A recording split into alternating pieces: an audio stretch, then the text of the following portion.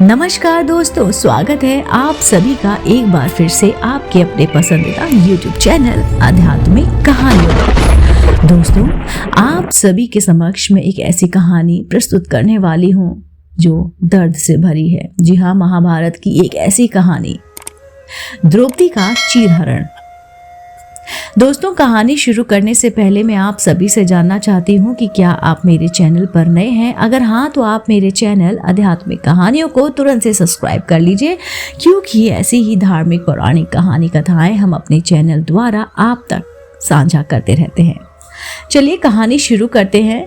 महाभारत की कहानी, द्रौपदी का चीरहरण। महाभारत ऐसा महाकाव्य है जिसमें कई छोटी बड़ी शिक्षाप्रद घटनाओं का जिक्र है। द्रौपदी चीरहरण भी महाभारत की ही एक ऐसी घटना है। द्रौपदी पांचाल देश की राजकुमारी थी और उसका विवाह अर्जुन से हुआ था। अर्जुन ने द्रौपदी के स्वयंवर में मछली की आंख में निशाना साधकर उससे विवाह किया था, लेकिन माता कुंती के अनजाने में दिए एक आदेश से द्रौपदी पांडवों यानी कि पांचों भाइयों की पत्नी बन गई। एक बार की बात है जब पांचों भाइयों में सबसे बड़े युधिष्ठिर इंद्रप्रस्थ नगर पर राज कर रहे थे। उसी समय हस्तिनापुर का राजकुमार दुर्योधन था और पांचों पांडव उनके चचेरे भाई थे। दुर्योधन कौरवों से सबसे बड़ा था और अपने चचेरे भाइयों यानी कि पांडवों से जलता था। दुर्योधन सबसे ज्यादा अपने चालाक मामा शकुनी को मानता था। शकुनी ने दुर्योधन को सलाह दी कि वो पांडवों को जुआ खेलने के लिए आमंत्रित करे। पांडवों ने अपने भाई दुर्योधन का निमंत्रण स्वीकार कर लिया। उस सभा में भरत वंश के शासक धृतराष्ट्र, भीष्म पितामह, द्रोणाचार्य और महात्मा विदुर जैसे महान लोग भी उपस्थित थे। शकुनी मामा के छल कपट से पांडवों को हराना शुरू किया। इस खेल में पांडव अपना राज्य हार गए। धर्मराज युधिष्ठिर ने स्वयं और अपने चारों भाइयों को भी दांव पर लगा दिया और हार गए। अंत में जब दांव पर लगाने के लिए उनके पास कुछ नहीं बचा तो उन्होंने अपनी पत्नी द्रौपदी को दांव पर लगा दिया। दुर्योधन तो जैसे ही इस पल का इंतजार कर रहा था।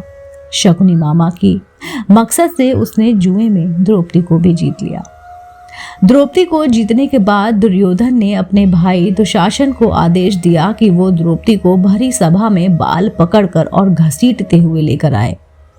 भाई से आज्ञा मिलते ही दुशासन द्रौपदी के कक्ष में गया और उसे सभा में चलने को कहा। रानी द्रौपदी बहुत ही स्वाभिमानी और पतिव्रता स्त्री थी, इसलिए उन्होंने दुशासन के साथ चलने से मना कर दिया। दुशासन ने गुस्से में आकर द्रौपदी के बाल पकड़ लिए और उसे खींचते हुए भरी सभा में लाकर खड़ा कर दिया। दुर्योधन ने दुशासन को आज्ञा दी कि वो द्रौपदी को भरी सभा में निवस्त्र कर दे। दुशासन ने जैसे ही द्रौपदी के वस्त्र को हाथ लगाया, द्रौपदी ने श्री कृष्ण को मदद के लिए पुकारा। श्री कृष्ण अपने भक्तों को कभी भी नाराज नहीं करते। कृष्ण ने जब द्रौपदी की करुण पुकार सुनी तो उन्होंने द्रौपदी की साड़ी को बढ़ाना शुरू कर दिया। दुशासन द्रौपदी का चीर खींचता रहा, लेकिन वो जितना खींचता वस्त्र उतना ही बढ़ता जाता। अंत में दुशासन थक कर हार गया, किंतु द्रौपदी का वस्त्र हरण नहीं कर सका। ऐसा कहा जाता है कि महाभारत युद्ध के पीछे सबसे बड़ा कारण द्रौपदी चीरहरण था।